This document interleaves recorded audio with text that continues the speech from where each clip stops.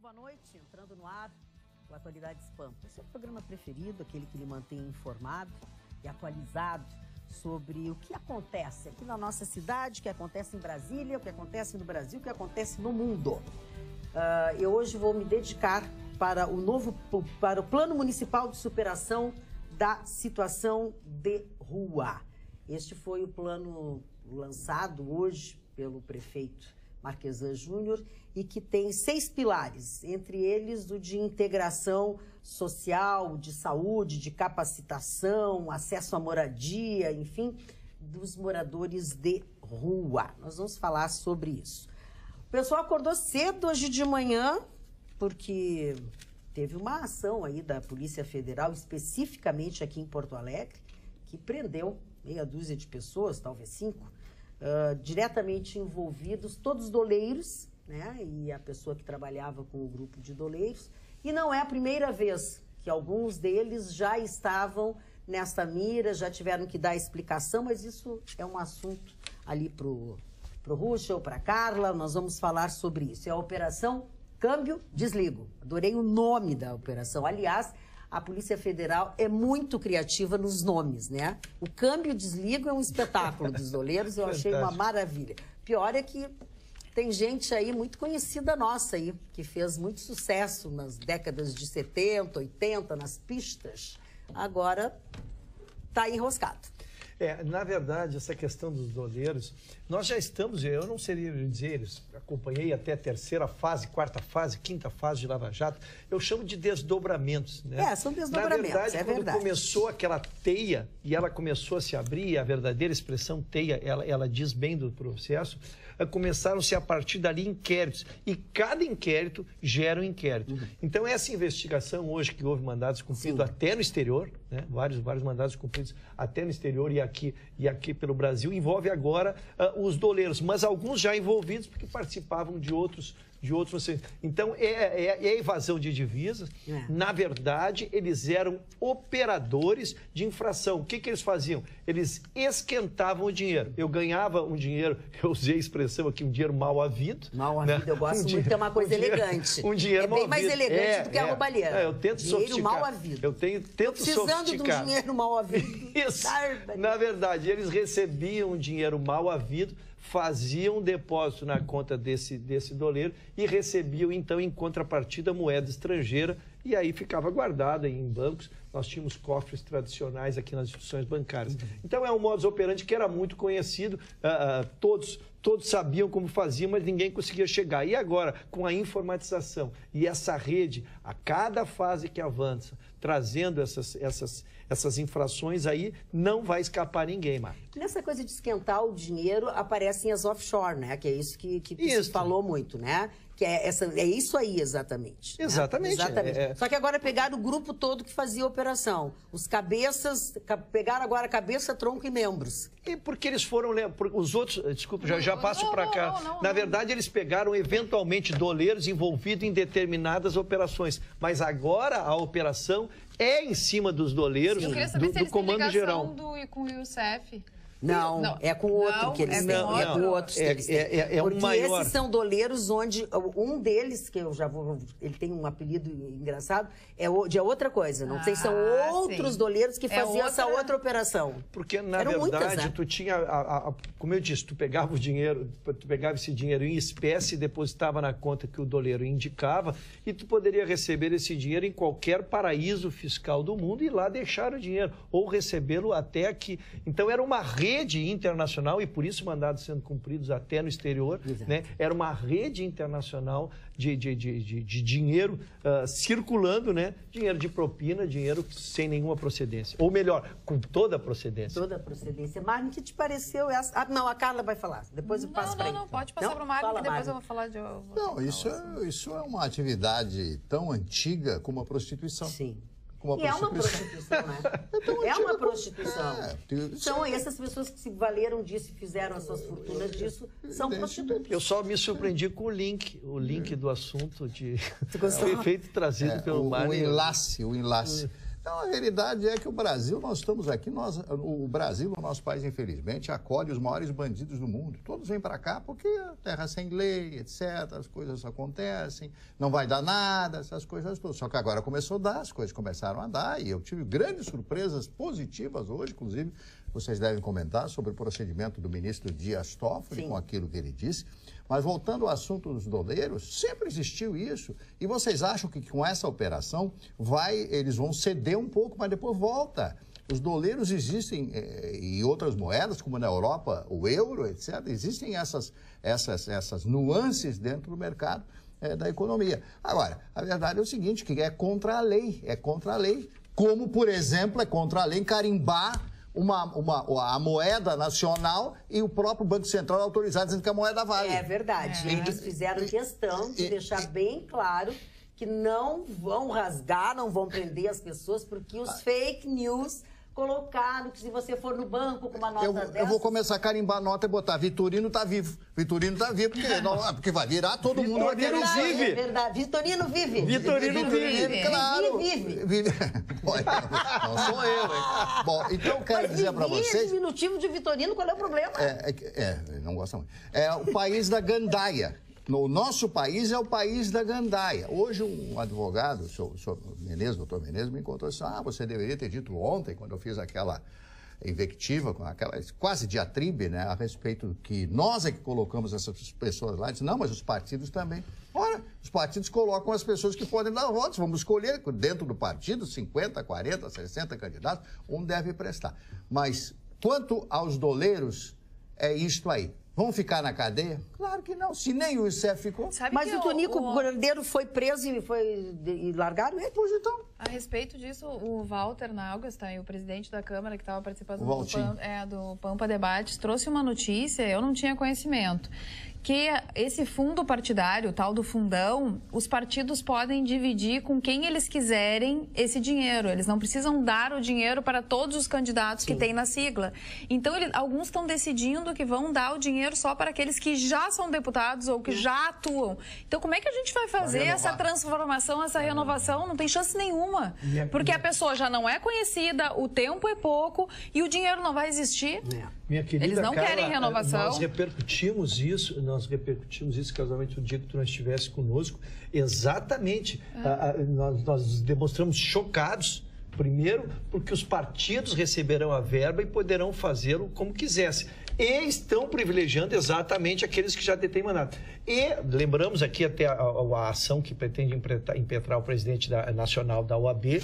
E ontem nós trouxemos também o que está pretendendo fazer um partido que está morrendo de medo das fitas que foram apreendidas, dos computadores que foram apreendidos em um determinado computador, porque eles tiveram um incremento de quase 20 deputados agora num período recente, né? E que se suspeita que tenha sido exatamente negociada esta verba que tu mencionas agora. Então, para atrair deputados com nome, a bancada passou a ser a segunda maior bancada de deputado federal, né? Passou de 38 para 53 de uma hora para outra. Se suspeita que seja isso. Como tem o demo da verba, vem para cá que nós garantimos a verba para a tua candidatura. Quer dizer, isso é um absurdo, absurdo, é um absurdo. O eleitor não vai ter como ter acesso. Se o Mani quiser ser candidato com todas as suas virtudes, ele não terá como se fazer conhecer para o público, porque o partido ficará investindo só naqueles que já o são. Ou seja, pode ser que mudem as moscas, mas o bolo continua o mesmo. Mau cheiro. Mau cheiro, né? Deve estar azedo o bolo. É verdade que o Gilmar Mendes hoje tinha razão? Não. O Gilmar Mendes tem razão. Preste atenção nesse dia, nessa hora, nessa gravação. Guarde esse programa, porque é um caso inédito. Se o Vitorino é Vivi, o Gilmar é Gigi. Gigi. Não, mas o Gilmar é Gigi. Já é Gigi há muito tempo. O Gilmar é Gigi faz muito tempo. Perdeu a moral conosco. Pois é, por unanimidade, ontem nós começamos a dar a notícia a respeito da restrição do foro privilegiado e por unanimidade todos os ministros do STF entenderam que realmente deve haver a restrição ao foro privilegiado quando se está em mandato, cumprimento de mandato depois da diplomação. O que o Toffoli fez de diferente? Ele mudou em parte, o voto dele, começou lendo essa mudança, dizendo que não só senadores e deputados deveriam ter essa restrição do foro privilegiado, mas magistrados, porque hoje a gente tem mais de 50 mil pessoas que tem esse benefício do foro privilegiado. Então, se senadores e deputados têm que ter essa restrição, ele disse, magistrados, ministros de Estado, governadores, prefeitos, todos deveriam também ter a restrição do foro privilegiado, e foi acompanhado pelo ministro Gilmar Mendes. Por isso que dizem que hoje Gilmar Mendes tem razão. Presta atenção nesse dia inédito. Carla, só... Vai falar sobre isso? Vou falar sobre favor, isso. Então continue que eu não vou... Não, mas ele surpreendeu afora a clareza com que a Carla deu a notícia para nós, mas eu queria repercutir as outras coisas. Ah, não, maravilhoso. O Gilmar estava em grande fase hoje, o Gilmar estava em grande... Porque ele deu um pau em todo mundo, mano. Ele deu um pau em todo mundo. E você olhou no espelho também? Não, até os colegas dele estão brigando com ele. Porque ele criticou a lentidão da justiça e disse que a lentidão da justiça não está só no foro privilegiado, porque ele está coberto de razão. Mas também está nos 2 meses de férias dos juízes e dos promotores. Quem está dizendo é o ministro, não sou eu. Que os 2 meses de férias dos juízes e dos promotores, da licença-prêmio dos procuradores de 6 meses, ele também meteu a mão. Então, ele abordou algumas questões, en passant, fugindo do tema, mas que dizem muito, e como estava sendo acompanhado pelo Brasil inteiro, espera-se que se repercuta, não só a decisão que a Carla trouxe para nós, mas as questões que ele trouxe, sim, porque está muito fácil só localizar o problema da lentidão da justiça, quando ela hoje realmente é muito maior. Não há, os processos efetivamente não há. Pois é, e o Gilmar Mendes, agora jogou, tipo assim, eu vou expulso, mas eu levo alguém comigo, né? Tipo jogador de futebol. Eu vou, pode me expulsar, mas eu vou arranjar um rolo e alguém vai comigo também. Mas o corporativismo já está pegando, ele já está tomando um pau, lógico, sempre que tu mexe com benefícios de alguém, né? Tu arranja uma parcela de nenhuma, mas hoje ele aproveitou e estava numa audiência total, porque estava se aguardando só o voto dele para a notícia. E lembrando do que a gente disse ontem, né? 90% de processos pode desafogar o Supremo e vir para as instâncias inferiores, e aí trabalhar. As coisas efetivamente passarem a andar, né? Muito bem. Mais uma notícia importante do ministro Toffoli, que hoje é o foco, Dias Toffoli. Ele rejeitou o pedido da defesa do ex-presidente Lula de tirar das mãos do juiz Sérgio Moro a ação do sítio de Atibaia. Por que eles fizeram esse pedido? Vocês lembram bem que semana passada o próprio Supremo, semana passada ou na outra, não me recordo, mas há pouco tempo atrás, o Supremo decidiu que algumas provas, aquelas referentes às delações, né, não deveriam continuar com o juiz Sérgio Moro, deveriam ir para São Paulo. Então, com base nessa decisão, eles entraram no Supremo. A gente até tinha uma certa insegurança de quem seria o ministro sorteado, né, que pegaria. E o ministro foi o Dias Toffoli, uma aposta que mais nos deixava com medo do que, né, mais inseguros do que qualquer outra coisa. Mas ele disse que não, que essa ação que está com Sérgio Moro continuará com Sérgio Moro em referência ao sítio de Atibaia. Eu queria complementar, porque, na verdade, a notícia também está perfeita dentro do ponto de vista jurídico só. A primeira defesa de Lula fez um pedido ao próprio juiz Moro que ele se declarasse diante daquela decisão e não levou. E aí, então, ele aviou um recurso que é raríssimo. A gente fala sempre recurso especial, extraordinário. Um recurso que se chama reclamação. É raríssimo, onde tu faz, o termo já diz reclamação, tu vai à corte máxima e diz que aquele juiz está fazendo algo gravíssimo, não está se submetendo à lei, aquilo que quase como uma acusação ao juiz e não à jurisdição que ele exerce, né? Por isso que se chama reclamação. E ele foi lá e o ministro, então, deu essa decisão que a Carla nos trouxe. Raríssimo, Marne, pode falar.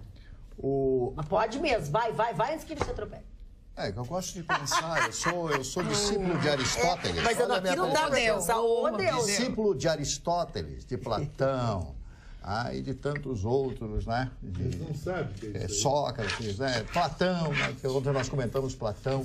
O homem do estoicismo, do cultuar o belo, que no pragmatismo não significa nada hoje, né? Cultuar o belo, né? Bom, mas eu quero falar do racismo nos Estados Unidos. Existe uma grande rede de lojas nos Estados Unidos, a Starbucks, que é uma rede famosa de lanchonetes, etc., que está de coast to coast, está em todo o país, em todos os Estados Unidos. Dois jovens negros, se sentaram e ficaram ali, morcegando e tal. Daqui a pouco, vejam, vocês não podem ficar aqui sem consumir. Eles reclamaram, não, mas é um local que nós podemos ficar assim. Bom, daqui a pouco vieram os seguranças, já foi chamada a polícia e eles foram algemados e presos, porque não estavam consumindo. Bom, isso deu uma grande repercussão nos Estados Unidos.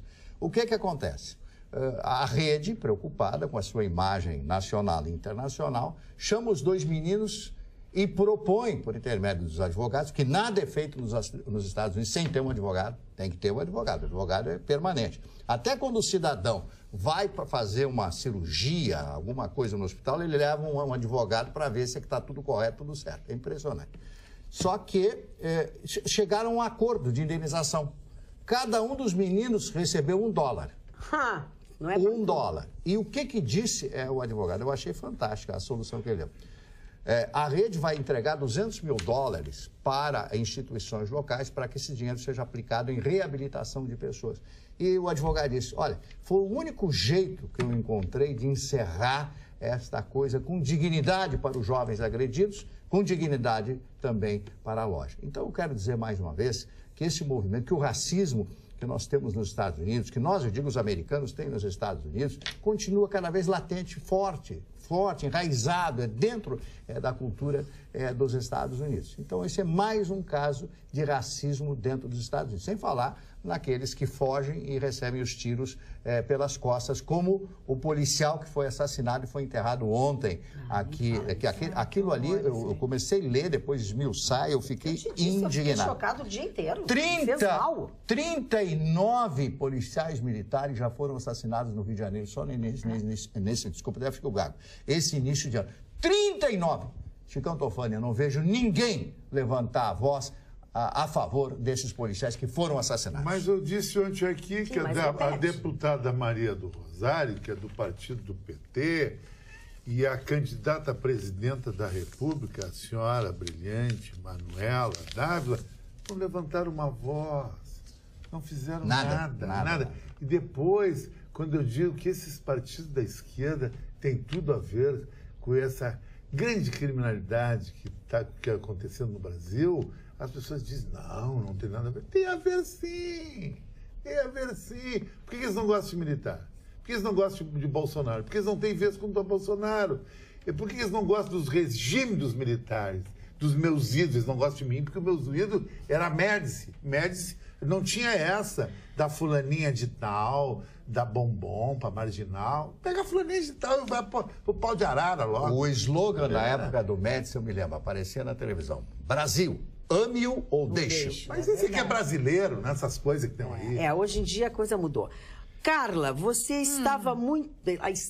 porque ela devia estar te assistindo, está muito bem na bancada do Pampa Debates. É o que diz a Sandra Poletto. Obrigada, e ela pede que seja esclarecido para os nossos telespectadores a diferença entre fundo partidário de fundo eleitoral. É o mesmo. É a mesma coisa, né?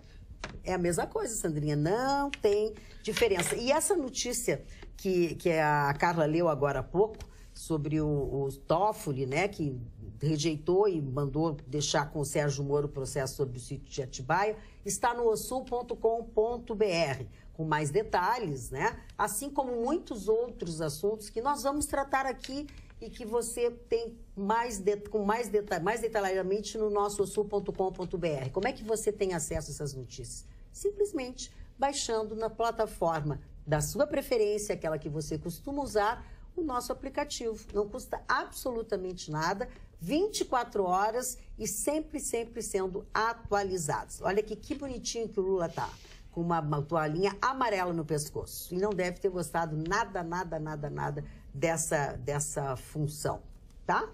Carla. Ainda sobre o Lula, saiu uma pesquisa, aliás, os telespectadores se comunicam pelo WhatsApp aqui do Atualidades Pampa, também do Pampa Debate, e um deles, que é bem de esquerda, mas nossos telespectadores assíduos dizem, vou te incomodar mais um pouquinho. Viste a pesquisa que o Paraná, o Instituto Paraná, divulgou a respeito da presidência da República, e eu fui dar uma olhada. Quando o ex-presidente Lula participa do cenário, ele está em primeiro lugar, mas me chamou a atenção que ele já caiu. Caiu, vai cair mais. Ele tinha 30 e poucos % e agora ele tem 27,6%. E o senhor Bolsonaro? 19,5%. Nenhum candidato vem em terceiro lugar, que é uma vertente muito grande, né? 9,6%, Joaquim Barbosa 9,2%, Marina Silva 7,7%, o Alckmin 6,9%, e em último lugar aqui está o Michel Temer com 1,1%. Mas, quando o Haddad está, né, no páreo e tal, como é que o JK chamava mesmo? Tabuleiro. No tabuleiro, exatamente, o Bolsonaro vence, 20,5%. Aumentou. Nenhum candidato, 17,5%. Muita gente que diz que vai votar no Lula não vota no Haddad. Mas é o que eu sempre disse. Ele pode ter conseguido para Dilma, mas para o Haddad ele não vai... Ele perdeu muita coisa. Porque o Haddad foi péssimo. O Haddad não deu uma bola dentro, só bola fora. É ou não é verdade? A Dilma ainda tinha, eu fui uma que me equivoquei com ela, inclusive. Né? A Dilma tinha, assim, ela tinha sido uma série de coisas e tal. Primeira mulher. Primeira mulher, quer dizer, tinha toda uma esperança ao redor dela. Agora o Haddad, que é figurinha carimbada...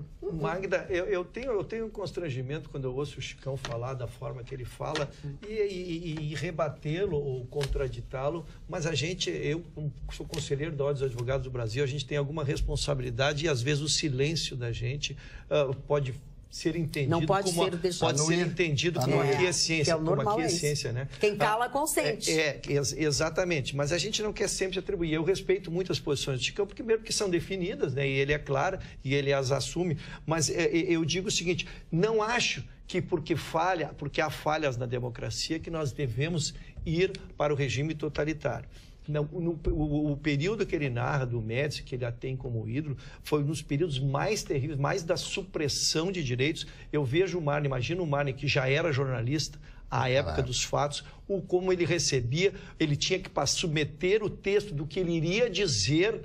Antes a palavra dele não valia absolutamente nada, ele tinha que submeter, ele era censurado. Quem viveu isso tem dificuldade. Esta utopia que o Chicão tenta nos passar de que vai vir um ditador bonzinho, onde não existe no mundo um ditador bonzinho. E por isso que nem de esquerda. Pior ainda. Não, estou usando a palavra ditador. Por isso que a palavra diz, por isso que ele é um ditador, ele não é um democrata. Então, eu ainda acredito que nós trabalhando com as instituições, nós trabalhando pela democracia, nós tendo uma boa democracia, a vontade da maioria ainda será o melhor sobre a vontade de um. Doutor Roxo, lógico, primeiro coloquei a foto minha com você no meu Instagram, dizendo meu amigo... O que vai me dar prestígio. Colega, vamos lá. Que é um homem de muita capacidade e coerência e tu é um advogado de sucesso. Eu sei que a ditadura tem isso. Só que, o trabalhador, meu pai era um trabalhador, um marmorista, se fez na ditadura porque ele trabalhava de sol a sol. Para as pessoas de bem, a ditadura é boa. Agora, tudo bem, o jornalista tem uma restrição, mas também tem muito jornalista da verdade das coisas. Essas verdades, às vezes, é ruim para nós, porque eles nunca dão as verdades boas. Também tem isso. Restringir o jornalismo é sempre a arma do cara da esquerda dizer que a direita era ruim. Agora, para bandido, para marginal, para agitador, para cara que faz passeata, para o cara que não trabalha, para vagabundo, a ditadura era ruim. Agora, para o cara honesto, trabalhador, a ditadura era boa. Então, para o senhor que está em casa, que está com medo da sua filha chegar em casa ou não, poder ser assaltado ou não, a ditadura, o senhor não teria esse medo. Agora, nessa falsa democracia, que é uma democracia para nós roubarem, não sei se ela volta. Chicão Tofani, eu sou o mais velho da bancada e posso falar de cátedra a respeito daquela época. O que a censura, inclusive o chefe da censura foi meu amigo pessoal naquela época, não vou dar o nome dele. O que a censura fazia era não permitir apologia ao crime. Você chegar e começar a fazer narrativas de criminosos, dar nome, fazer propaganda, que hoje nós temos nos programas de televisão e programas de rádio, continua os programas policialescos falando de polícia, que as pessoas adoram ouvir. É verdade. Adoram ouvir isso aí. As pessoas gostam de... Mas não tinha aquela listinha que É. não podia falar de determinados políticos e tal? Não. Você não podia... Tinha as regras eleitorais que não existia eleição. A eleição, começou prefeito, foi o Colares aqui em Porto Alegre, depois foi o governo do estado. Mas eu me lembro, Chicão Tofani, que eu saía caminhando à noite pela rodoviária, 1h da madrugada, hoje, e não tinha problema. Em prol dos deputados terem profissão, hoje deputado é profissão. Vai se reeleger, é profissão. Senador é profissão também. Não é servir a pátria. Não é servir a pátria. Servir a pátria, vão reduzir os salários, vão doar o seu salário pela metade para uma instituição, não vão fazer isso aí. Não, se vivesse só do salário já estava bom. Tá bom, e também tem Se razão. vivesse, tá, vai ganhar o salário. É. Mas os penduricalhos, penduricalho, isso é que fica demais. e um monte de que é a mesma CC. coisa no judiciário. É brabo, gente. É muito difícil. Não dá para ser simpática. Quem leu a República de Platão, na República de Platão, ele trata a respeito disso, sobre a República ideal, o processo democrático ideal. Aliás, se vocês me permitem, eu tive a pachorra, gostaram do termo? Eu gostei. Eu adoro ter pachorra. Eu também tenho uma pachorra. Cachorra. Mas não muito seguido. Bom, é outra coisa. Tem uma frase do Platão que diz o seguinte: não há ninguém, mesmo sem cultura, que não se torne poeta quando o amor toma conta dele. Platão, hein? Isso é Platão. Aí é que está aquilo que nós falamos do Nietzsche ontem, as críticas do Nietzsche e do próprio nosso professor aqui ao lado, que dizia o seguinte, era um outro tipo de mundo, nesse caso, da valorização de um ideal, de uma utopia, de algo que pragmaticamente não existe. Para um homem pragmático, esse tipo de coisa não existe como uma poesia. A ditadura valorizava a vida. O telespectador mandou aqui, ó. Rodrigo Dávila, um advogado eminente, disse assim, assisti seu comentário sobre o regime militar e o meu avô falava exatamente o que você falou, tinha segurança. Hoje o que as pessoas querem é segurança, verdade, querem estar vivo. O que adianta ter liberdade para falar, eu queimar o governador Sartori, o senador não vai adiantar nada, ele vai continuar lá, o senador vai continuar. Só para dizer que eu tenho essa liberdade, em compensação, eu não posso sair na rua, eu não tenho liberdade. Não tem liberdade. E não posso andar armado ainda. Agora o bandido está armado. Eu quero lembrar que a ânsia que tem os ditadores, eles começam assim, e por isso surgiu o AI-1. O AI-1 foi seguido do AI-2, do AI-3, do AI-4, do AI-5. Por quê? Porque a ditadura... A ditadura, ela vai numa evolução, ela vai querendo cada vez mais que os direitos sejam concedidos apenas por ela, e nós começamos numa ditadura, como idealiza o Chicão, através do AI-1, e quando nós chegamos ao AI-5, foram suprimidos todos os direitos. E é muito bom quando a gente acha que está suprimindo o direito dos outros. Agora, quando começam a ter os teus direitos suprimidos, aí tu não gosta, meu amigo. Quando quem some é um parente teu e tu quer ter notícia e tu não consegue localizá-lo em delegacia nenhuma, tu também não gostas. Então, vou dizer, esse sistema só é bom quando tu tá do lado dele. Mas nobre advogado, a ditadura... Só uma coisa, quem viveu tudo mais que eu foi o Marne. Marne, me diz uma coisa, o AI-1, AI-2, AI-3, primeiro a ditadura... Chicão, a ditadura brasileira foi uma ditadura... Matou 130 pessoas, não é nada, vai morrer esse fim de semana no narcotráfico no Rio. Isso aí é uma apologia, é uma democracia falsa, isso aí. Marne, tu que viveu isso mais do que eu, Marne. Diz só uma coisa. Supriu o meu direito. Que direito eu tenho? Direito de vir aqui falar mal dos outros? Isso não adianta nada. Esses outros que não vão falar mal, que são os políticos, não estão nem aí para nós. A própria Magda diz, eles continuam roubando. Eles querem falar mal mesmo dos outros. O direito de andar se borrando na rua. Que isso? Se borrando na rua, tem razão. Se eu sou um homem de bem, eu não tenho medo de AI-5. Não tenho. Agora, os de mal têm medo dos AI-5. Enquanto isto, a Justiça Federal concedeu nesta quinta-feira prisão domiciliar para o ex-ministro Henrique Alves. Ele que estava preso desde o dia 6 de junho de 2017 em Natal, nas vésperas da decisão, dentro do processo da Operação Sepsis, que ele estava envolvido, pois foi concedida a prisão domiciliar para ele.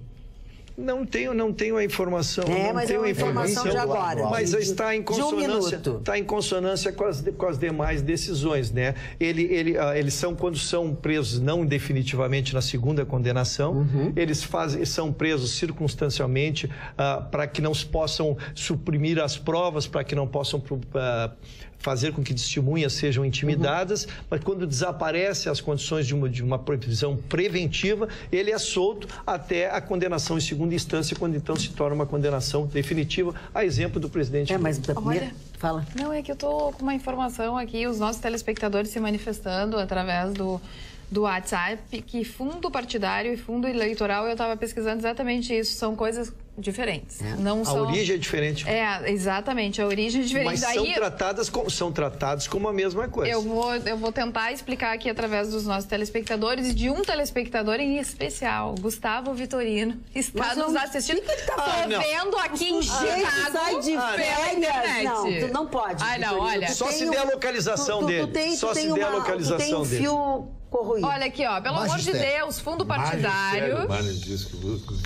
Fundo partidário e fundo eleitoral são completamente diferentes. Um é para manter o partido mensal, o outro é verba única para financiar o partido na eleição. E, assim, dessa forma, também se manifestaram os nossos telespectadores. Fundo partidário são doações públicas e privadas. Fundo eleitoral é um instituto novo, esse sim criado, que a gente está falando. Na legislação, relaciona-se com verbas destinadas aos partidos. Então, Vitorino! A principal fonte de receita dos partidos políticos é oriunda do repasse das cotas do fundo partidário, Fundo Especial de Assistência Financeira aos Partidos Políticos, albergado nos artigos 38 a 44 da Lei dos Partidos Políticos, o qual é constituído pela arrecadação de multas eleitorais, doações de pessoas físicas, recursos financeiros destinados por lei e dotação orçamentária da União. Da outra forma, o Fundo Especial de Financiamento de Campanha, o Fundo Eleitoral, foi inserido, foi uma nova inserção, na Lei das Eleições, pela nova lei número 3.000, o qual estabelece que ele será constituído por... A gente já trabalhou bem o fundo eleitoral, não preciso ler, mas realmente são duas coisas diferentes. A origem do dinheiro é o mesmo, mas o destino é que... A origem é que é diferente, o destino é que será o mesmo. A origem é diferente. A origem é diferente, não. Mas o destino, o gerenciamento... O gerenciamento do dinheiro é o mesmo. Mas tem que explicar que tem essa diferença de origem. A diferença técnica. Eu quero que o Mário faça a avaliação. Um empresário, Zé Ricardo, que é conhecido em Porto Alegre, ele disse o seguinte, que na época da ditadura, quem fazia terrorismo era a esquerda, assaltando banco, é verdade? Dilma, botando bomba, sequestrando embaixador americano, cofre do Ademar de fazendo rolo, roubando de todo mundo, e não os militares. Então, para te ver, até na ditadura, esses esquerda... O meu tio, que era o meu grande ídolo, diretor do SNI, do DOPS, teve naquele caso com o Pedro Célio de pedalada, Universidade Dias, que os uruguaios vieram aqui, que era aqueles uruguaios, era o terrorista, montoneiro, não era terrorista, Marne? Eu não sei se eu me assusto mais com as palavras do Chicão ou com a aquiescência do Marne quando ele fala. Mas não, tu viu? Eu acho que eu estou assustado. Eu estou assustado com a aquiescência. Não, eu sou alguém que em 1978 entrou nos bancos escolares de direito e era avisado, cuida o que tu fala dentro da faculdade, porque tu pode sumir no outro dia. Mesmo. Esse eu sou. Mas esse agora é a mesma eu estava em 1978.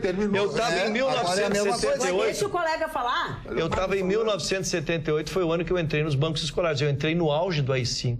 Né? Quando os diretórios eram fechados, estudantes que faziam movimentos pela liberdade desapareciam ali. Se isso então é ser petista, eu não sabia que isso era ser petista, então sou petista. Mas hoje o PT terminou com a É que vocês adoram discutir através de rótulos. Eu gosto de discutir através de conceitos. Economicamente? Eu gosto de discutir através de conceitos. Não existia PT em 1978. É o conceito. Mas eu só posso falar do meu conceito, né? Mas eu não posso falar do meu. Eu estou contando uma experiência pessoal. Eu entrei na faculdade em 1978, existiam apenas 2 partidos, porque não se podia ter mais partidos. Mas que bom. Né? E não se podia falar sobre política. É isso. Bom, mas não é bom eu preciso contar.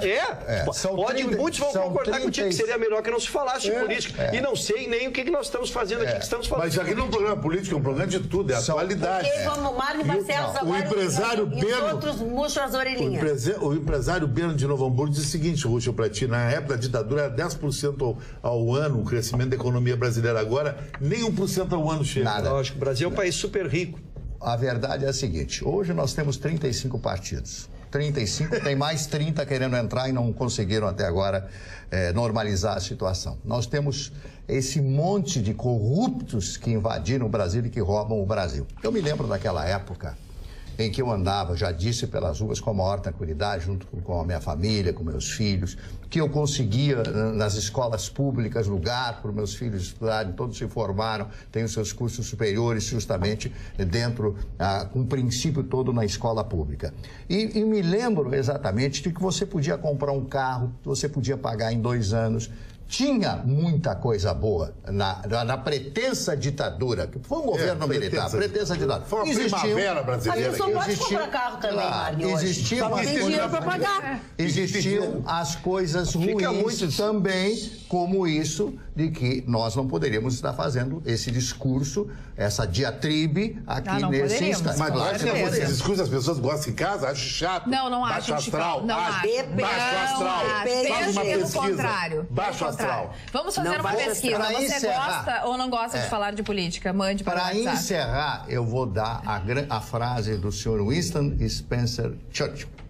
É claro que a democracia não é o melhor regime, mas é o único que nós temos. A propósito de coisas que não são bem havidas, como diz o Ruschel, prefeito de São Leopoldo, Ari Vanazzi, do PT, se tornou réu em uma ação do Ministério Público que apura o quê? O uso indevido de verbas públicas na realização de um evento em São Leopoldo lá em 2012, quando ele era prefeito. A denúncia foi aceita por unanimidade em abril pelos desembargadores da 4ª Criminal do Tribunal de Justiça e, conforme a denúncia, Vanazzi teria desviado e aplicado verbas destinadas à área da educação para o pagamento de despesas do evento. O Vitorino está esticado. Os recursos desviados deveriam ser usados para o Fundo de Manutenção e Desenvolvimento da Educação Básica e de Valorização dos Profissionais da Educação. O município teria pago 1,8 milhões, além de 200 mil desviados do Fundeb, o Departamento de Tradições Gaúchas Leão da Serra, organizador do evento. E a pergunta que não quer calar: quanto será que voltou desse 1.800? Pode falar, quem quiser. Aqui nossos telespectadores de Cantofoira estão bem felizes. Disseram que adoram falar de política. E que bom que gostam de falar de política, gente, porque é o que nos move. E no momento atual, mais do que nunca, nós precisamos. E o nosso telespectador sempre diz o seguinte: ele gosta do nosso programa porque nós falamos sobre as coisas que eles também falam, que eles também querem saber, sim, não tem que ser eles querem informação. Cada um tem uma opinião diferente. Mas acontece o seguinte: cada dia que a gente chega aqui, a política toma de todos os veículos a maior parte das manchetes. Não tem como não falar. Magda, eu tenho dificuldade quando se relaciona regime e política com questões econômicas. Porque dá ideia. Então, quando a gente diz assim, eu conseguia comprar um carro no regime militar e não consigo comprar um carro. Não é isso que está chegando. Nós estamos falando de outras garantias. E dá a ideia que o mundo inteiro, que funciona, a França funciona, a Espanha funciona, a Itália funciona, os Estados Unidos funciona, que lá são ditadores. Não, lá não são ditadores. Não se precisa da ditadura. Se nós temos um problema, o que eu combato não é que esteja bom, porque dá a ideia, o Ruschel é um retardado, vive defendendo que está ótimo. Não está bom. Não, o que eu defendo é que a solução não seja a ditadura, porque senão países mais avançados que nós teriam ditadores. E não tem, senhores. Nós temos eleição nos Estados Unidos, não ganhou o Trump lá, que é um ídolo do Chicão. Olha o parlamentar o daqui um chinês. Pois então, tu aperfeiçoou o sistema, mas imaginar, porque a nossa democracia não funciona. O legal seja fechar o parlamento, seja ter um ditador que vai mandar que horas eu posso acordar, aonde eu posso trabalhar. Defender isso, senhores, e eu ter que silenciar, é muito difícil. Eu não quero armar polêmica na bancada, mas é difícil. É difícil. Eu concordo. Agora, onde é que tem no mundo esse regime propagado? O pior é ter um deputado que ganha um monte de dinheiro gastando um monte para reformar. Agora, a nossa democracia, ela tá engatinhando a nossa democracia, né? Ela não está sendo plena. A nossa democracia, ela não está sendo plena. Mas eu concordo com o Ruschel, muito melhor uma democracia do que um regime militar, no qual a gente realmente não pode expressar aquilo que a gente... Estávamos nos encaminhando para uma ditadura de esquerda, bolivariana. Essa que é a realidade. Por isso, a democracia aqui vai para outra ditadura. Por isso que eu digo que a nossa democracia ainda estamos engatinhando e quase perdemos ela em função do governo que estava no poder, porque não era um plano de governo, era um plano de Estado, de política, de tomar conta realmente de gestão e de mudar, de irmos para uma ditadura de esquerda. Não gosto da ditadura de esquerda, não gosto da ditadura de direita, não gosto de nenhuma das... nessa história não tem o não gostar daqui e o daqui. Isso é mimimi. Ou tu gosta disso e vai, o Brasil tá... Não é mimimi. Não, Chicão, a falta de atitude é que tá levando o país à ruína. Não é falta de atitude. Aí é que tu estás errado, Chicão. Eu não preciso investir numa ditadura de direita para sair do buraco que eu tô. Pelo menos eu penso dessa forma. Mas vai vir uma da esquerda. Se é pelo PT, vem uma da esquerda, bolivariana. Agora, o que me preocupa muito é que as pessoas aqui, como o Marne já trouxe essa pesquisa, eles ignoram os fatos. Não são ignorantes. A maior parte do povo não sabe pensar, não sabe... Não aprendeu. Ele foi treinado para não pensar em algumas coisas. Falta de educação, e aí não é que nem ontem tu disse, não adianta a gente falar na educação lá no início. Lembra lá no início do programa? Educação não adianta falar também só em construção de presídio, que claro, de imediato a gente precisa construir presídio sim, quanto mais vagas melhor, para os juízes não colocar, né, um monte de gente está sendo colocada bandido para a rua, porque não tem lugar para ficar, mas junto com essa construção de presídios, a gente tem que construir escola. A gente tem que construir oportunidade, porque aí vem uma outra geração que não vai ter presídio suficiente para colocar todo mundo. Ou então vamos adotar a pena de morte. Porque não vai ter solução para esse país. Mas, Carla, o Ruschel tem razão. Nós temos que ter um choque pragmático. Isso aí vai dar 40 anos a nova educação. Por isso que eu separei solução curto prazo, médio prazo e longo prazo. Quando nós abordamos essa discussão ontem, é porque nós estamos com... O Chicão está correto, porque nós estamos com um problema hoje. Eu preciso solucionar hoje. Rápido. Né? Então, lógico que a educação, lógico que, amanhã que nas escolas... Não adianta. Lógico, mas é que hoje eu tenho...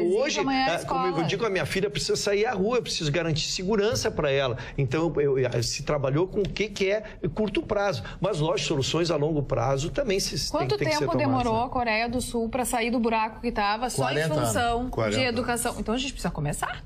Porque senão então daqui 40 anos quem sobreviver vai estar lá. Não, com certeza. Vai ser um tiroteio na rua. Com certeza. Então é isso que eu digo. Nós precisamos já construir presídios, mas já também pensar em educação. Agora, mudar tudo que está acontecendo. Ninguém está falando, por exemplo, no que esses governos anteriores fizeram, emprestar dinheiro para construir o Porto de Mariela em Cuba. Mais de 2 bilhões foram para lá, tiraram emprego daqui. Nós precisamos esse porto aí de Rio Grande, nós precisamos restabelecer todas as atividades plenas, porque é importantíssimo para o Rio Grande do Sul esse porto. E para todos da América do Sul, ali Argentina, Uruguai, que precisam desse porto, pela grandiosidade e pela posição geográfica desse porto. Mas ninguém fala nisso, né? 2 bilhões, ninguém fala que há 10 anos atrás, o senhor Evo Morales expropria os bens, o patrimônio da Petrobras e acumula uma dívida de 80 milhões de dólares com a Petrobras brasileira e não pagou um tostão desses equipamentos. E foi tudo perdoado. Ninguém fala dos bilhões que foram emprestados para a Venezuela. Então, uma ditadura. Ninguém fala do dinheiro que foi emprestado para Moçambique, que o Congresso tem que aprovar às pressas agora. Esse dinheiro tem que ser tirado de algum lugar para colocar em pagamento para restituir o BNDES, para que o BNDES consiga operar, porque o BNDES está defasado, não tem como operar. Então eu preciso de ditadura, porque não vai ter o caminho do... A coluna do meio que a Carla quer não existe no Brasil.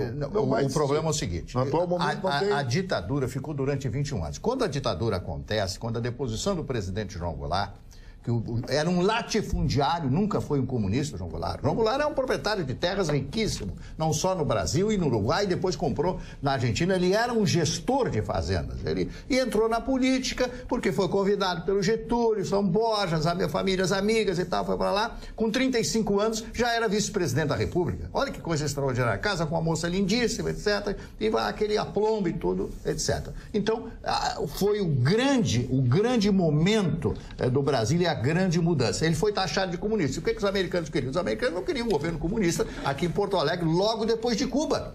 Porque 64 foi logo depois de Cuba. A Revolução Cubana foi em 1959. Depois da Baía dos Porcos e aquela coisa toda. Então, o que a gente pode pensar a respeito disso?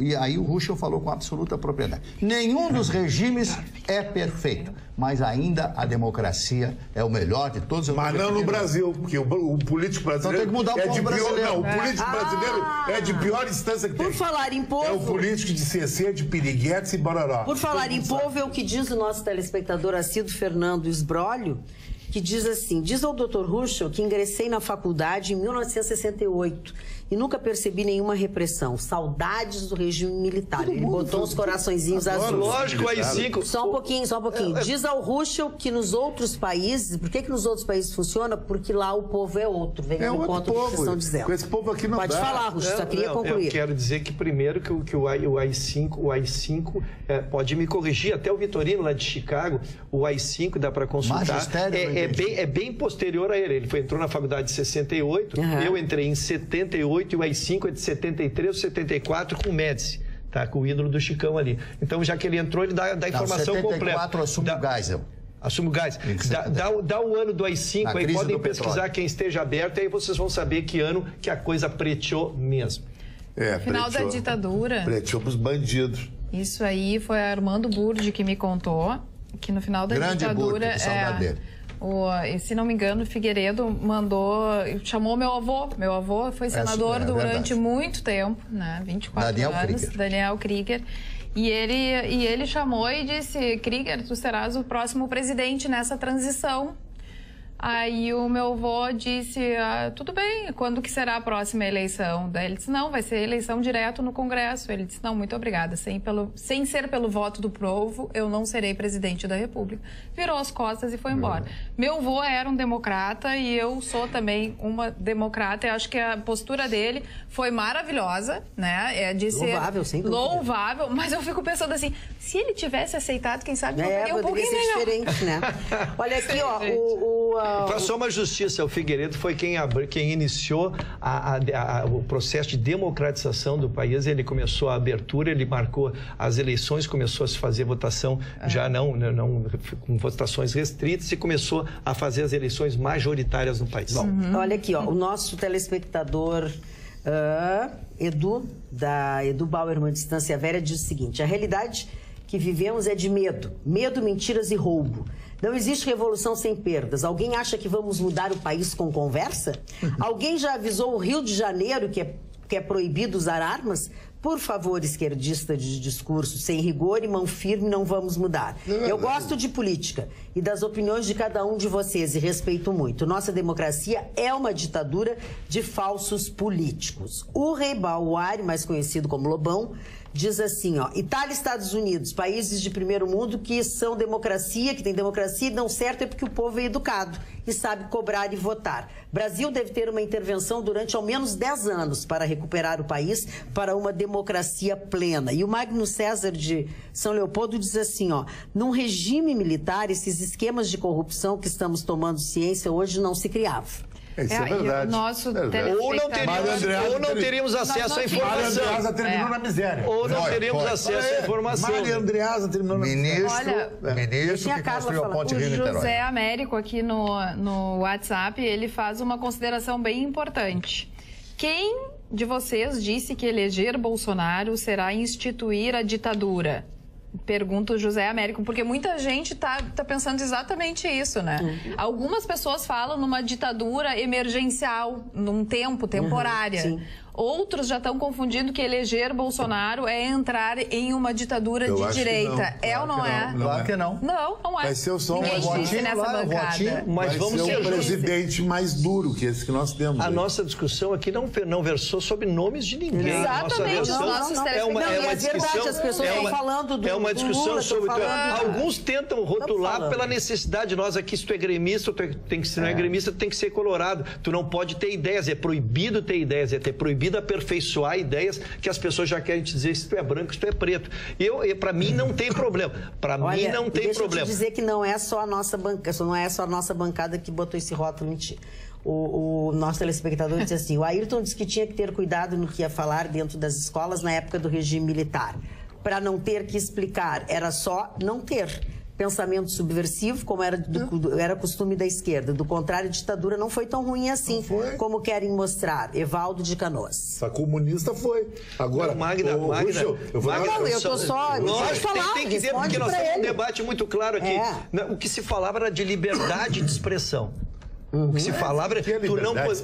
Não, só porque nós estamos falando da história, nós estamos falando conceitualmente aqui, porque senão nós não vamos aprender nunca. Nós vamos ficar repetindo o conceito dos outros aqui. Na verdade, o que se não podia fazer, mas não era subversão, porque ninguém fazia subversão. Tu não podia era ter liberdade de expressão sobre temas polêmicos. Tu não podia ter opinião. E é isso que a democracia é isso. É o teu direito de dizer aquilo que tu pensas. Agora, como nós estamos com um país distorcido, nós estamos com instituições corruptas, tu faz corromper uma ideia. E é essa a minha discussão com a bancada aqui. Por isso que em mim não vão colocar rótulo. Eu trabalho com conceitos e com eles vou ficar. Agora, não sou a favor de roubo, não sou a favor de subversão, não sou... Até porque nunca fiz isso, né, pessoal? Eu sou uma pessoa legalista que trabalha há 35 anos com direito. Então, o meu passado, a minha biografia é que me representa. Falando em biografia, o Mário Lima diz o seguinte: será que eu ouvi isto mesmo?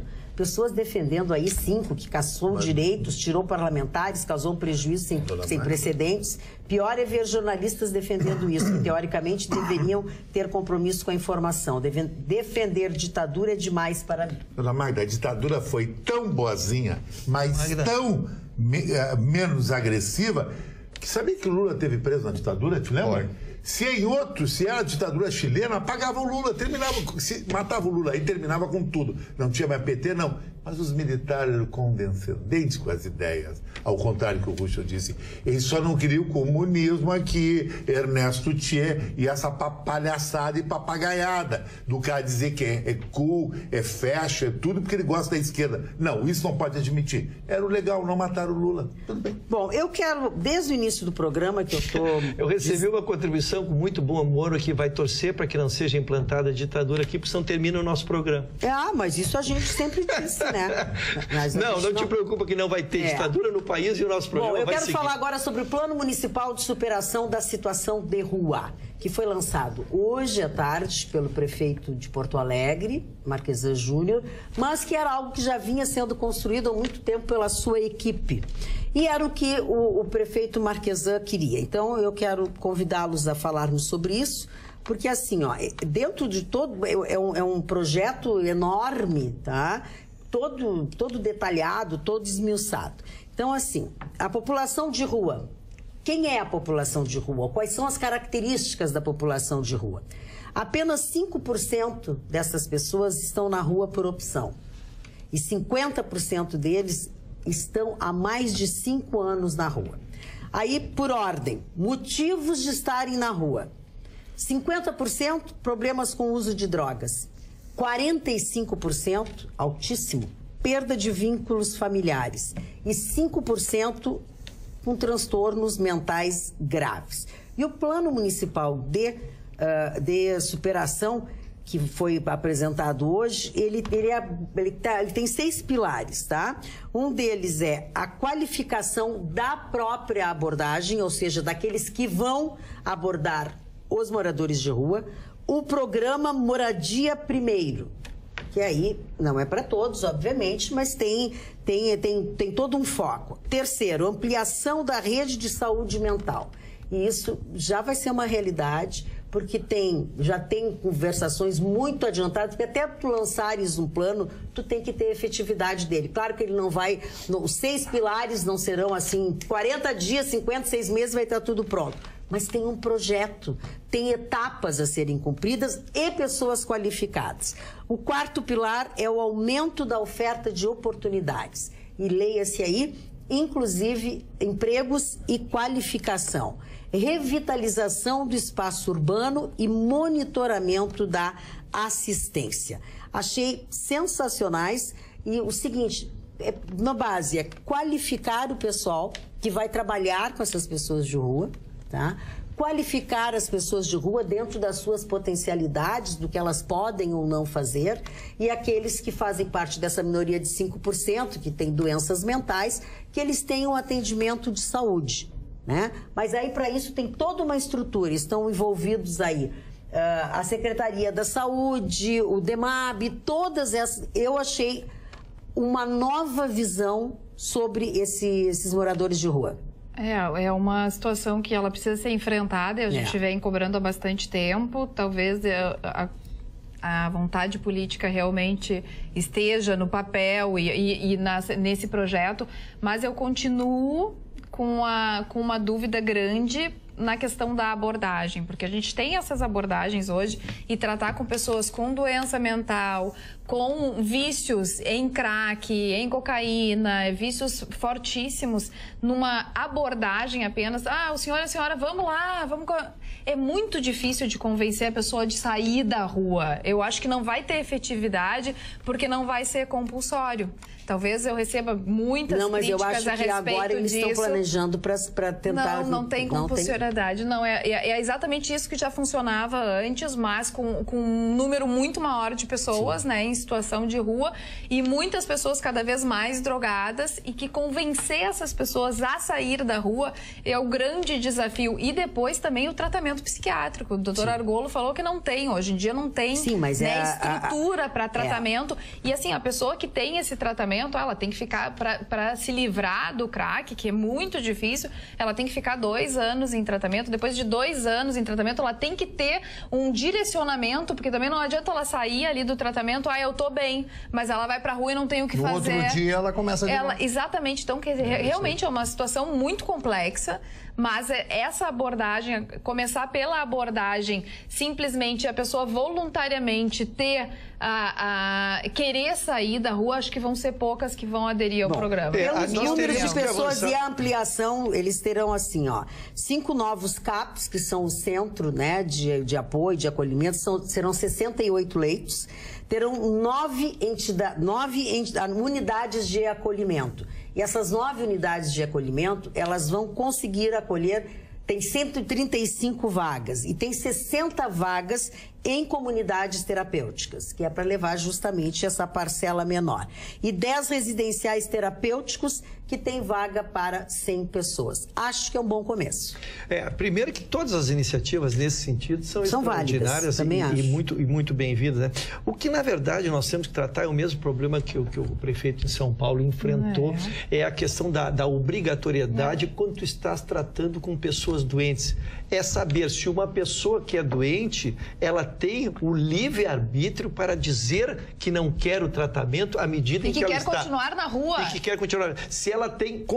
Porque tu tens que fazer... É um conceito médico, para mim, a resposta tem que ser dada pelos psiquiatras. Sim. Se uma pessoa que é drogada... São essas pessoas que deverão estar na rua. Um consultório móvel. Sim, mas eu quero avançar um pouquinho. Eu digo da compulsoriedade de fazer a pessoa se tratar ou não. O juiz, se a pessoa, como ela perdeu determinação por ser drogada, ela não pode ter o direito de eleger.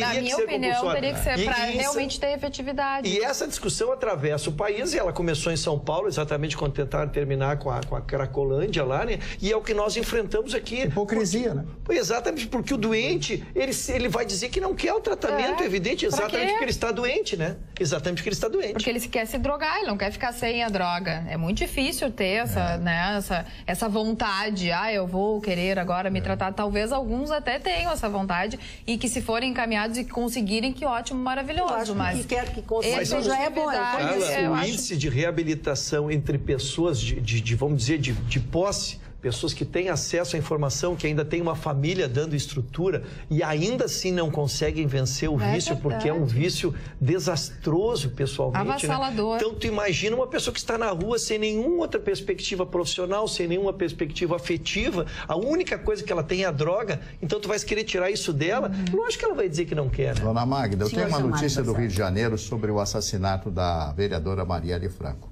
Olha. As câmeras onde ela foi assassinada, exatamente no local, que fica no Estácio, onde existe uma estação do metrô, as câmeras estavam desligadas 24 horas antes.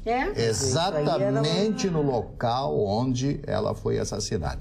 E houve, claro, estranheza, porque havia sido cancelado em função da falta de pagamento há 4 ou 5 meses, mas as câmeras continuaram funcionando e prestando serviço, porque existe uma estação central na Praça 15, no Rio de Janeiro. Ali é aquela praça onde ficam as barcas e tal. Ele tem uma estação central bem no centro do Rio de Janeiro, perto da Presidente Wilson, aquelas ruas todas ali. E o que acontece? Descobriram que as câmeras estavam desligadas. E estas câmeras, que elas giram 360 graus, poderiam mostrar exatamente o momento dos tiros e, claro, que talvez identificar essas pessoas que cometeram os crimes. Então, esse crime foi arquitetado com precisão muito bem cirúrgica. Por profissionais. Mas é evidente. Mas os traficantes não estão envolvidos. Não estão. Isso é milícia.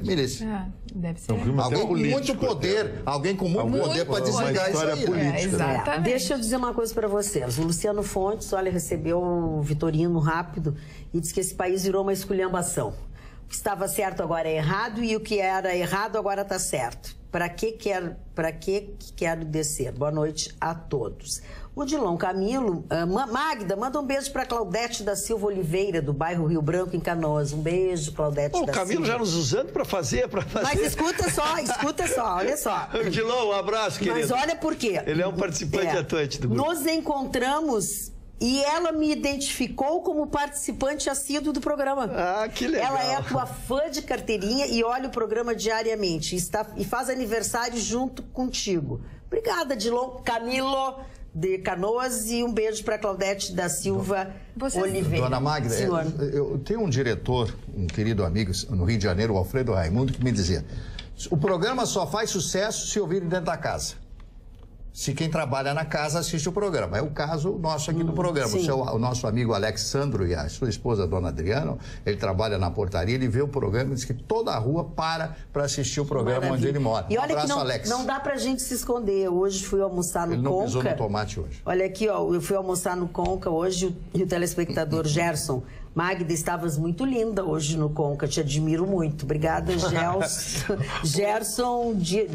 Um abraço, doutor Ronaldo Bonesso Espino, ilustre procurador do Banco do Brasil, que nos dá essa audiência qualificada, e doutor Carlos Brasil, esposo, um homeopata, um dos primeiros homeopatas, quando não se falava ainda em homeopatia, ele começou a estudar essa arte e se especializou nela. Não sei se vocês escutaram essa notícia. A Polícia Federal prende mulher que perdeu o voo e invadiu pista do aeroporto de Guarulhos. Não tem o que fazer, né? Eu tinha dado um laço nela. Não, a mulher perdeu o voo para Salvador e se colocou na frente na pista dos aviões. Correu o risco de ser sugada pelas turbinas. O piloto teve que suspender. Imagina, mulher. Se essa moda pega, vocês já viram. Né? Magda, tem uma outra moda que pode pegar aqui. Em maio de 2019, portanto falta um ano, a Organização Mundial de Saúde pretende classificar o vício em sexo como doença.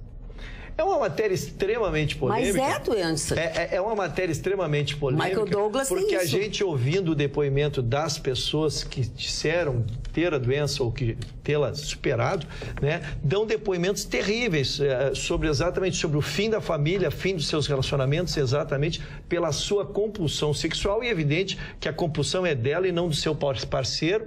E ela, então, a pessoa, né, nós estamos falando em sexo, para dar seguimento a essa compulsão, ela ela acaba dizimando até as suas próprias relações afetivas.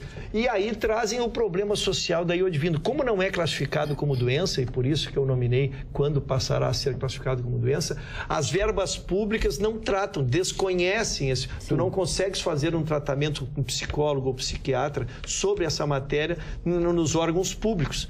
Então, é exatamente, se espera essa classificação para que, então, só não aquelas pessoas que detêm poder aquisitivo, que puderam se oferecer ao tratamento, que se possa também tratar essas pessoas em rede pública.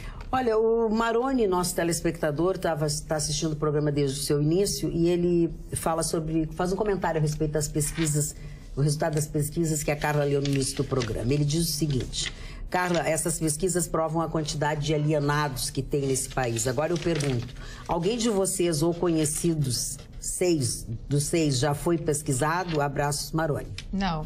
Eu nunca fui pesquisada. Nem eu. Nunca. E nunca vi ninguém ser pesquisado também. Não. Nunca estive num lugar ou passei por um lugar que alguém estava sendo pesquisado. Eu digo, o que o senhor está fazendo aí, compadre? Ah, estou sendo pesquisado sobre político. Não conheço ninguém. Também não. Eu nunca fui pesquisado, mas sempre me impressiona como eles acertam o boca de urna. Mais ou menos. Ah, o boca de urna. Mas é boca de urna. É impressionante. Aí é não, para tu ver como há cientificidade no voto, né? Fala, Marne. O Chico Tofani tem razão em algumas coisas que ele comenta no que diz respeito às mulheres, né? As mulheres, a operação é casar com um homem rico, um homem muito rico. O que aconteceu com aquela atriz Luísa Valdetaro, uma loirinha muito bonita, essa moça, e talentosa, né? Talentosa. Inclusive para casar com gente rica. Casou com Mariano Marcondes Ferraz. A família Marcondes Ferraz é uma das mais tradicionais e ricas do estado do Rio de Janeiro. Eles têm diversas empresas e indústrias, etc. Eles são muito ricos, realmente. Então, eles se divorciaram, o casamento durou apenas 2 anos. Então, eles fizeram um acordo, os advogados fizeram um acordo das partes, né? Então, ela está recebendo agora, hoje, nos próximos dias, não sei, isso é em juízo, é claro, ela vai receber um cheque de 5 milhões de reais. Cheque, que maravilha. Dá-me um cheque milhões. aí, então, de 1 milhão só. Ou então depósito em conta, não sei, o juiz vai pedir, e uma pensãozinha mensal de 60 mil reais. Ai, Tá certo, ele deu um padrão de vida para ela, deve ter filhos, não tem? Eu acho que parece que tem ela uma tem filha, uma né? filha com ele, é isso aí, 60 mil reais e 5 milhões. Será que ela vai ficar na operação, hein? Não vai ficar. O homem, se ele quer sair da operação, toma a saída. Não ter filho. Porque o filho na noite é considerado, nessa operação, penduricalho. Porque a mulher vem para tomar dele, tá entendendo? Quer tomar dele. Senhores, por favor, os seus filhos não são penduricalhos. Isso é o jeito do Chico Tofani falar. Tá. Porque as mulheres querem tomar dinheiro dos caras. Tá, entendi. Não as pessoas queridas, maravilhosas, que são 99% das mulheres, sem nenhum interesse. A mulher está pelo amor. Magda, a notícia que repercutiu hoje foi a questão do ator Fábio Assunção. Ah, é verdade. Pode falar. Em um acidente que ele se envolveu em São Paulo, né? Na verdade, eu linkei eu trouxe para mim a notícia, não por ela ter referência ao Fábio Assunção, porque era uma notícia jornalística, ela repercutiu, mas porque nós temos dito na bancada aqui que a lei mudou. Mas só para refazer o convite, tá? A lei mudou quando há acidente ou morte, né? Aí sim cabe só ao juiz. Acidente com vítima. Com vítima, mas não só morte, vítima. Ele simplesmente bateu em 2 carros, estava embriagado, ele segue a legislação, para ele não mudou. Por isso que quem fixou a fiança foi o delegado. Aumentou? Por isso quem fixou a fiança foi o delegado, tá? E nós aqui explicamos tudo. Por isso que eu quero que nossos telespectadores sempre conseguem entender. Acidente com morte ou acidente com vítima? Com vítimas. Também vai para o juiz. Exatamente. Bem. Porque ele pode provocar uma perda de um membro, é uma coisa seríssima, claro, né? Não tem morte, mas é seríssimo. Então o juiz avoca ele e aí vai para a jurisdição dele. Muito bem. O que o Gustavo está dizendo aqui? Não houve corrupção durante a ditadura? Não quero mais falar sobre ditadura. Desculpa, Gustavo, te adoro, te amo, mas não vai dar. Sou a Adriana Brandão, agradeço muitíssimo a simpatia em pessoa da Magda ter lido minhas mensagens na quarta e peço desculpas pelas 2 seguidas, uma da outra, mas foi porque há dias vinha mandando. Sou Bolsonaro para presidente, ele pode não ser o candidato perfeito, mas tem sido um dos mais carismáticos, cativando muitos, inclusive eu, porque remete à ideia da época em que as coisas pareciam funcionar. Não que fossem 100% ou perfeito. Lógico que não vivi a época, mas li sobre isso, viu, Marne, kkk.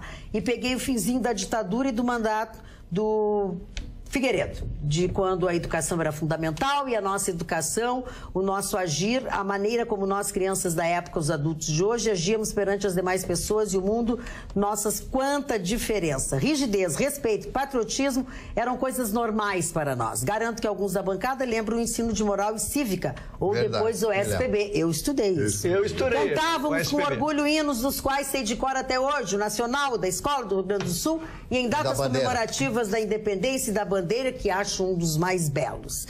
E meus colegas faziam... Então ela fala, conta toda a vida dela. Talvez se deixar o Bolsonaro assumir, em caso se eleja, através de um ensino de qualidade, a exemplo do nosso querido Colégio Militar, e acessível a todos, aí quem sabe tenhamos com que sonhar para filhos e netos da amada terra do Brasil. É muito legal, a gente vai ao jogo, eu vou ao jogo do Grêmio, né? Mas embora assista as outras partidas também, quando se toca o hino nacional, mas especialmente o público levantar, e eu fico prestando atenção, porque eu na minha infância, eu sou de um grupo escolar, de uma origem humilde, eu também, eu estudei em colégio público. Isso, fiz meu primário, ginásio e secundário em colégio público, e não tenho queixa nenhuma do estudo. E aprendi a cantar. Exatamente, se cantava o hino da escola, depois se cantava o hino rio-grandense e isso ficou na minha memória. Então eu canto orgulhosamente o hino nacional nos jogos e fico controlando e vejo que os mais antigos, os meus contemporâneos, também sabem. E agora a pessoa mais jovem fica mais desligado, assim, talvez porque não tenha tido essa cultura de cantar o hino nacional. E toda a escola tinha uma bandeira do Brasil. Toda a escola hoje. Não, e a gente fazia fila para entrar e era nessa hora que a gente cantava. Isso, Maria. Era nessa hora que a gente cantava os hinos, exatamente. Fazia fila para entrar na sala de aula e era nessa hora que a gente cantava. Eu cantava, eu me lembro no Rosário que todas as turmas iam pro pátio e tinha toda uma solenidade, todos cantavam um hino e tal. E eu gostava bastante. Hoje em dia não existe mais isso, não existe isso. Não, hoje em dia os pais dos alunos vão lá xingar os professores. Se não vão bater nos professores, que tem mãe que já bateu no professor. Tiraram o celular do seu filho. Como é que tiraram o celular do seu filho durante a aula? Ai, que horror. Que horror, né? Que horror. Boa noite, amigos da bancada. Alexandre de Sapucaia. Falem desses prédios da União que são abandonados como que pegou fogo. E as pessoas ainda pagando aluguel, que é um absurdo mesmo. Sim, mas eles pagavam porque tinha uma máfia lá dentro. Exatamente. Aí ele complementa. Marne. Estou irritado porque tenho que trabalhar e um viciado em drogas comprovado recebe um salário mínimo. É o Alexandre de Sapucaia do Sul, diz que ama aqui a bancada. Delci Somavilha, eu assisto o programa todos os dias, inclusive a reprise. Por isso eu gostaria de pedir que o Marne falasse mais. Pois de cultura ímpar e tudo tem uma cultura ímpar e tudo se aproveita. Também o Chicão, que é muito autêntico, mas gosto muito de ouvi-lo. E o Ruschel também é um bom debatedor. O que mais ele diz? Saudades do Vitorino, todos nós estamos, mas ele retorna no próximo dia 14 de maio. Então tá pertinho, como eu estou encarregado da contagem regressiva, faltam 12... Não, peraí, hoje é dia 3, faltam... Então tu tá mal, ele carregou mal, né, o parceiro? 11 dias da contagem regressiva. Bom, sobre a Colômbia, foram descobertos 9 mil corpos de vítimas dos ex-paramilitares colombianos. 9 mil corpos. A época do presidente Álvaro Uribe, eu me lembro que o embaixador e ex-governador de um estado, não lembro exatamente que estado da Colômbia, esteve aqui e participou do programa que eu apresentava à tarde na Rádio Pampa, agora estou pela manhã a partir das 6 horas da manhã. E nós comentávamos no ar, eu fiz uma entrevista em espanhol com ele, com o cidadão, com essa figura, até me deu um cartão, me convidou para ir à Colômbia, eu já estive 2 ou 3 vezes na Colômbia, etc., conheço o país, vi essas coisas, como eram tratadas as pessoas, inclusive para você trocar um traveler check, você tinha que ir no banco, fotografar, você era fotografado para trocar pela moeda local. Traveler checks, que todos nós, quando viajávamos para o exterior, comprávamos, você ia no banco, na época dos militares, você podia comprar $1.000, né? Trocava em traveler checks e trocaria no país de origem. Só que naquela época, $1.000, você passava 15 dias, 10 dias em Portugal, quantas vezes eu fui em Espanha também, etc. Então, esses 9 mil corpos foram encontrados e exumados, desde o final em que o presidente, como eu disse, Álvaro Uribe, faz um acordo com essas forças com a condenação máxima de 8 anos, desde que eles confessassem os crimes inclusive contra a humanidade. É uma pena absolutamente suave. Mas, como disse Chicão Tofani, foi o único jeito dele acabar com essa história.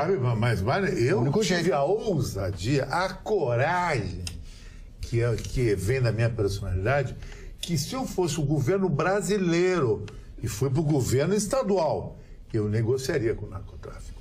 Porque tu não vai ganhar nunca do narcotráfico. Porque só se tu põe um regime de muita força, e vai ser difícil. Matar milhares. Aí vai ser difícil. Eu pegava todas as facções de Porto Alegre, que assolam a nossa cidade com violência, sentava numa mesa, vamos negociar com vocês. Ou anistia, ou repartir territórios. Você fica com aquilo, não se envolve com aquilo e dá uma pseudo-segurança nessa região. Foi assim que a Colômbia fez com a família Uchoa Vázquez em Medellín, com o cartel de Cali. Hoje a Colômbia é um dos países mais seguros da América do Sul, com menor índice de criminalidade. Medellín tem menos crime que Porto Alegre, que tem essa mentalidade que eu vou subir o morro, vou matar os caras. Não vai matar ninguém. Tu não vai ter coragem com esse secretário de segurança. Tu tem que negociar com as facções. Que nem foi feito na Colômbia. A Colômbia terminou. O México está sendo assolado pelo narcotráfico. Por quê? É difícil porque o México. O México não consegue negociar porque os americanos querem entrar bala lá dentro. Então, o que acontece hoje no México? Tu vai a Cancún, de noite não tem mais segurança. Então, um dos países mais seguros do mundo é a Colômbia. Negociável legal. O Brasil tem que fazer isso aí. 9 mil mortos, 9 mil corpos foram Mas aquilo encontrados. foi uma guerra dos paramilitares. Parabéns pelo programa. Hoje a bancada está fantástica. Magda, identifico 2 problemas na sociedade no que tange eleições. O primeiro é querer eleger um presidente ou qualquer outro cargo político julgando o candidato como se julgaria um amigo. Muita gente não gosta do Bolsonaro por ser grosseiro, rude e machista. Mas o que importa são as ideias para pôr em prática na gestão, a seriedade para com o trabalho e se ele vai pôr pessoas competentes. Há que não o tenha como carismático, mas isso não é, nem de longe, o mais importante para eleger um candidato. O outro é a dita liberdade de expressão. As pessoas não têm limite. E nada adianta liberdade de expressão se existe muita gente hoje que fala e dá a sua opinião sem ter a menor capacidade ou coerência nas ideias. Desse jeito, de nada adianta ter esta tal liberdade. Abraços, Kleber Mosmato. Hoje eu recebi uma crítica, eu tenho recebido algumas críticas, em muitos aspectos, através dos comentários, sobre o que eu falo do Obama, né? Do Obama, do presidente Barack Obama. E aí o cidadão disse, ele declarou guerra a 8 países. Mas qual é o país que ele declarou guerra? Aí tinha um fake. Realmente fomos fazer uma pesquisa, tinha um fake dizendo isso, Afeganistão e tal, aquelas guerras, mas isso aqui é fake. Então as pessoas entram na internet, veem um fake e acham que aquilo é verdade. E já saem gritando aos 4 ventos que isso é verdade, porque está na internet, está aí na internet. Mas não é isso, não é verdade. Aquilo ali foi uma invenção, uma criação, quer dizer, foi um sofisma em alguns aspectos, porque você parece verdade, mas não é verdade. É o que significa a palavra sofisma. Então, parece uma verdade, mas é mentira. Então, a gente tem que tomar muito cuidado quando você entra em embate com outra pessoa, acreditando em ideias que você vê ali, que está publicado ali, mas que não é realidade. Um dia eu abri ali e vi o seguinte, sobre o Martin Luther King, o grande I have a dream, eu tenho um sonho de uma América livre, da escravidão, etc. Todos tenhamos oportunidades, etc. E aí colocaram ali, ele foi acusado também de pedofilia. Bom. Que bárbaro. Aí alguém que não conhece já vai dizer pedófilo, não sei o quê. É o caso do Bolsonaro. Que coisa terrível, né? Que coisa terrível. Esse é o irmão desse. O Marne, eu desde que, eu acho que há mais de um ano, eu recebi um texto e repassei e recebi a correção, é fake news. E aí me deram a fonte. Eu, a partir dali, parei. Eu não reproduzo mais matéria. Ou eu tenho a paciência para verificar a fonte, ou não reproduzo nem em grupo de família, que a gente passa qualquer porcaria para grupo de família, né? Mas o Magda hoje estaria depondo à tarde, e aí na Polícia Federal, nós não tivemos acesso ao resultado já do depoimento, a filha do Temer. Nós temos abordado esse tema que nós vamos abordando durante a semana, as semanas que se passaram, esse depoimento, porque ele é aguardado com muita ansiedade. Para que entenda o caso, ela fez uma reforma milionária, né, na casa dela e se levantou a Polícia Federal suspeita de que essa reforma seja dinheiro que veio de propina da JBS, dada ao presidente Temer através do gerenciador das suas propinas, o famoso Coronel Lima. Marido da arquiteta. Marido, já vamos chegar nela. Coronel da Polícia Militar. Coronel da Polícia Militar. Vamos chegar lá. O Coronel Lima esteve preso 3 dias, conseguiu sair por questões médicas, e saiu, Magda, é impressionante, ele esteve preso e não conseguiram colher o depoimento dele ainda, nem preso, e agora a Polícia Federal continua atrás dele para colher o depoimento dele e não se consegue localizar o famoso Coronel Lima. A sua esposa localizaram e ela diz que consta no contrato, apenas consta na empresa como contrato social, mas que ela não tinha ingerência nenhuma sobre a empresa. E já colheram depoimentos dos que fizeram a obra, porque é difícil, olha, quando tu faz uma tripulinagem para tu tentar esconder tudo, a Polícia Federal, muito atilada, ela foi, se alguém construiu uma obra milionária, alguém a fez. Na pior das hipóteses, o pedreiro teve lá. O pedreiro recebeu. Então eles estão tomando depoimentos, e seria inquirida, então, a filha do Temer hoje, tudo foi pago com dinheiro em espécie. Todas as obras, uma coisa incomum, né? Uma coisa incomum. Serviços de 50 mil, 100 mil, porque a obra foi faraônica, os valores são altíssimos, e todos remunerados com dinheiro, né? Então, é a grande questão... Com o nosso dinheiro. Como é inquérito, eu prefiro dizer por hora, como diz o inquérito, que se faça... Fumaça tem fogo. E pegaram o arquiteto Carlos Pinto, que foi quem assinou toda a obra, e ele declarou que ganhou 100 mil e como já declarou que recebeu 100 mil em dinheiro, em espécie. Então é por aí que a Polícia Federal... Quero declarar então, só para que que o nosso telespectador está começando a aprender direito processual penal aqui, que estamos no inquérito e depois isso irá ser remetido a um juiz. Se ele receber a denúncia, então virarão réu. Olha aqui, falando em tanto dinheiro assim, os nossos telespectadores, alguns já escreveram, eles querem saber se, afinal de contas, nós vamos pagar ou não o calote que nos foi dado pela Venezuela e Moçambique. Isso. Ao BNDES, eu quero dizer que sim, até porque foi aprovado na noite de quarta-feira no Congresso a forma que isso será feito. O pagamento que vence agora na próxima semana, poderá ser feito graças ao cancelamento do mesmo valor na previsão de gastos do FAT, é o Fundo de Amparo ao Trabalhador. Isso. Para variar, somos nós que estamos pagando a conta. Está sendo rateado entre todos nós uma verba que tem que se apurar qual foram os critérios para a sua concessão. E essa responsabilização, quando tu lida com o dinheiro público, é que eu acho que ela tem que ser perseguida permanentemente. Eu não posso pegar um dinheiro que não é meu e dar para ti, Magda, sem que tenha respeitado critérios mínimos, critérios técnicos de garantia, de possibilidade. Então, mas o Brasil está tomando calote, uma farra, né? E aí esse dinheiro está sendo buscado, porque tem que fechar, como o orçamento já está fechado, não dá para aumentar nem retirar valores, tu só pode fazer substituições, então estão tirando do FAT, do Fundo do Direito do Trabalhador, né, tirando essa quantia para tapar o rombo do BNDES. Marne Barcelos. O juiz Sérgio Moro fez uma exigência para o senhor Lula, pedindo a ele os comprovantes das palestras todas que ele teria feito. Ele apresentou gravações de 30 e tantas palestras que ele teria feito pelo mundo para mostrar de onde surgiu todo aquele dinheiro que ele tinha nas suas contas, né? E, evidentemente, o juiz Moro está analisando. Ele vai solicitar as notas fiscais relativas, né? Porque quando você faz um trabalho para uma empresa, como ele fez para a Odebrecht, para a OAS, para todas essas empresas que estão sendo acusadas de colocar dinheiro desse propinoduto que virou o Brasil. Então, ele vai ter que apresentar as notas fiscais e as empresas vão ter que apresentar os recibos e tal, os depósitos em conta, porque quando você faz alguma coisa, você tem que dar uma nota, desde que você esteja em dia ou queira ficar em dia com o fisco. A nota fiscal é fundamental, mesmo sendo autônomo. Eu faço uma empresa, uma empresinha qualquer, Marne Barcelos Locuções Limitada. Então, é uma empresinha. Então, os serviços serviços. Então, eu tenho que dar uma nota, eu vou pagar os impostos dessa nota e aí recebo. A dona Mag, todos nós fazemos isso. Então, você recebe aquela quantia pelo serviço prestado.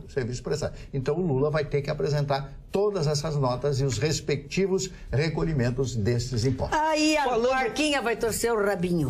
A coisa é muito séria. Falando no Lula, que era corintiano, eu quero consultar o meu... Não é mais. Era? Não sei, ele mudou de time. Não, ele não era continuando. Ele continua. Mas tu disse que ele era.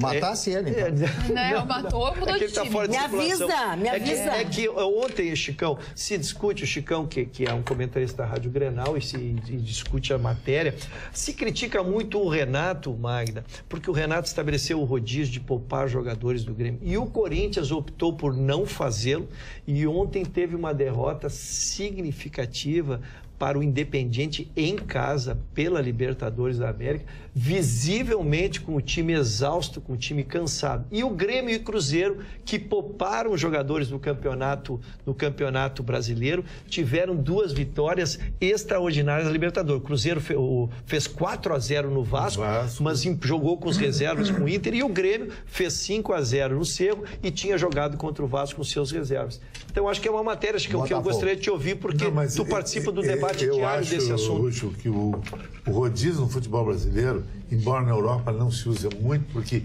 lá é mais ou menos o seguinte: o campeonato nacional é sempre nos domingos. E dia de semana, uma semana sim, uma não, tem uma Copa internacional, europeia, ou uma Copa regional, que é Copa do Rei, Copa de Portugal, blá, blá, blá. Só que aqui não, eles misturam tudo: Sul-Americana, Libertadores, Copa do Brasil, Campeonato Brasileiro. Então, realmente, os jogadores não conseguem dar conta. Porque um jogador corre por partida 11 quilômetros, não caminha, corre.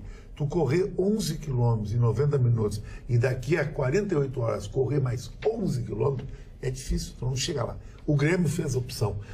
Mas para mim, o Grêmio fez a opção Copa do Brasil e Libertadores. Por quê? Porque a Copa do Brasil vai dar 50 milhões de reais. Nunca um campeonato brasileiro deu tanto dinheiro que nem 50 milhões de reais. Para quem está nas oitavas, que nem o Grêmio, é mais passar para as quartas semi e de repente botar isso aí no bolso, que é mais de 15 milhões de dólares. Nem a Libertadores dá isso. Então o Renato acertou. O Corinthians, que quer ganhar tudo, começou perdendo.